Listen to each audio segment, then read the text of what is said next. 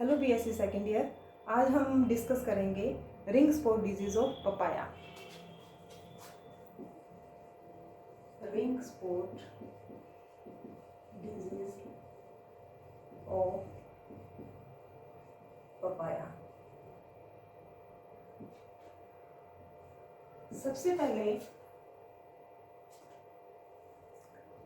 कपूर और वर्मा ने इसे पूना और बॉम्बे में खोजा 1948 में और इस रोग को मोज़ेक नाम दिया। उसके बाद खुराना ने 1968 में इसे रिंग स्पॉट डिजीज कहा। बिहार में इसके कारण लगभग 90% तक हानि हुई, हॉर्टिकल्चरल क्रॉप को इससे हानि हुई थी। सिम्टम्स: रोग के लक्षण मेनली पत्तियों पर दिखाई देते हैं और फलों पर भी दिखाई देते हैं। पत्तियां छोटी हो जाती हैं, चितकबरे धब्बे बनते हैं उन पर और उनमें पालियों की संख्या ज़्यादा हो जाती है। कटी फटी सी पत्तियां लगती हैं, झुंड में इकट्ठी हो जाती हैं पत्तियां। इस तरह से स्ट्रक्चर बन जाती है पत्तियों की।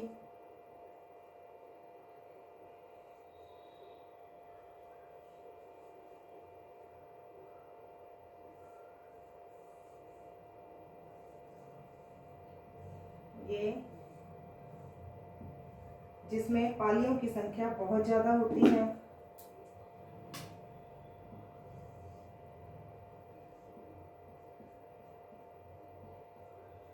Distortion, ring spot,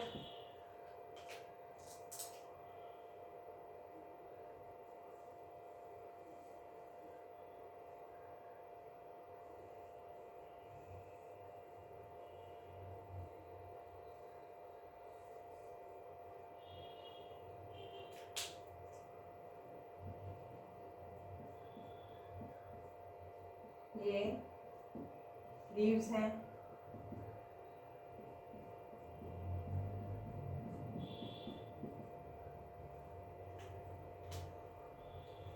Infected leaves of papaya. Distortion, ring spot. Fruit जो है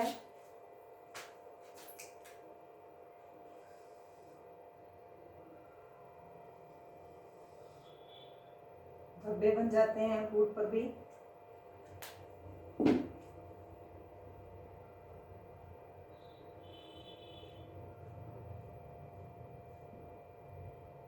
रोगी पौधों पर फूल नहीं लगते, यदि लगते हैं तो बहुत पहले, समय से पहले झड़ जाते हैं। पौधों की ग्रोथ रुक जाती है। पत्तियों में क्लोरोसिस का कैरेक्टर भी दिखाई देता है। इन्फेक्टेड फ्रूट,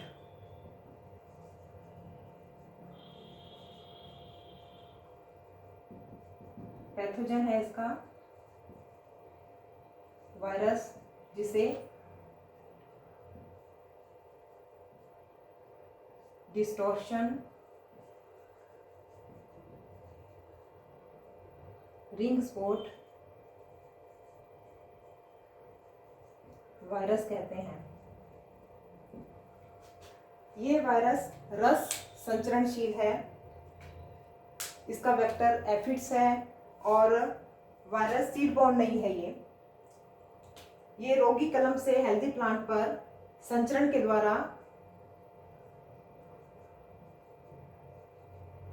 पहुंच जाते हैं और रोड शेप स्ट्रक्चर में है। Disease cycle: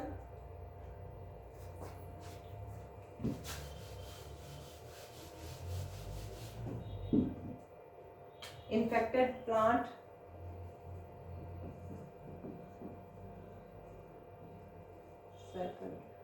infected plant leaves भी हो सकती हैं, फ्रूट्स भी हो सकता है।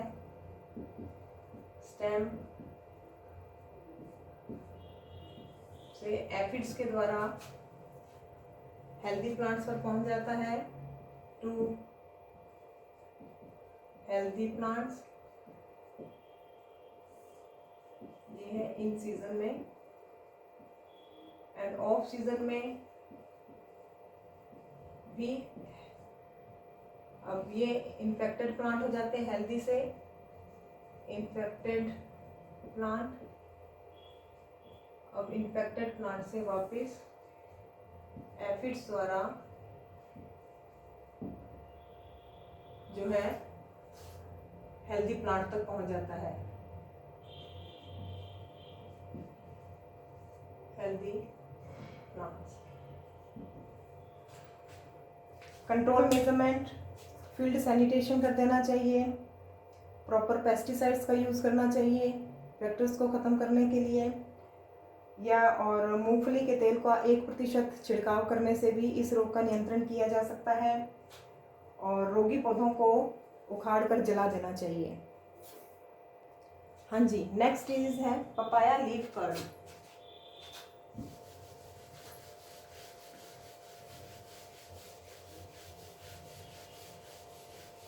पपाया लीफ कर्ल जो डिजीज है, इसमें जैसा कि डिजीज का नाम है, पत्तियां पूरी तरह अंदर की तरफ और नीचे की तरफ लटक जाती हैं।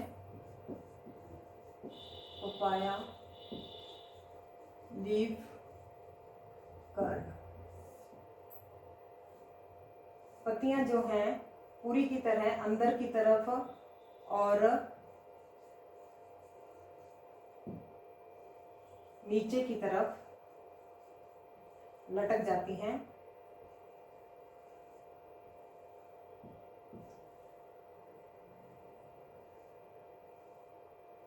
रोगी पौधा छोटा दिखाई देता है, वेन बेंडिंग शुरू हो जाती है, मोटी हो जाती है वेन, क्लियर हो जाती हैं।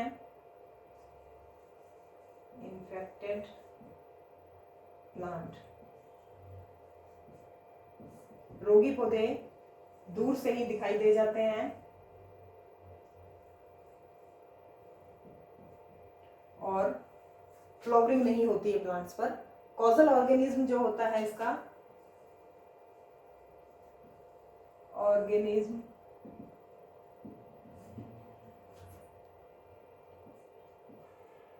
टोबैको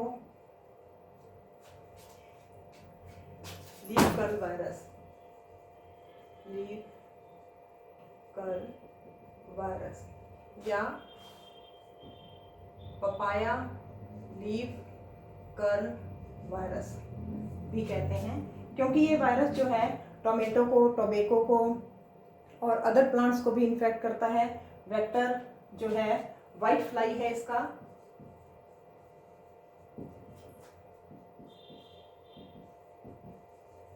वेमेसिया टैबिकाई। और इसके अलावा ये जूस के द्वारा भी और जो ग्राफ्टिंग के द्वारा भी संचरित हो जाता है। इसका जो कंट्रोल मेजरमेंट है,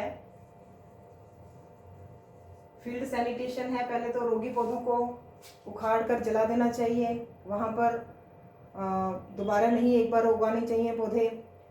और दूसरा इसमें क्या है, कोलेटरल होस्ट जो हैं, जो पपाया की फसल के साथ पपाया के पेड़ों के साथ उगाती है, उसे नष्ट कर देना चाहिए। Thank you.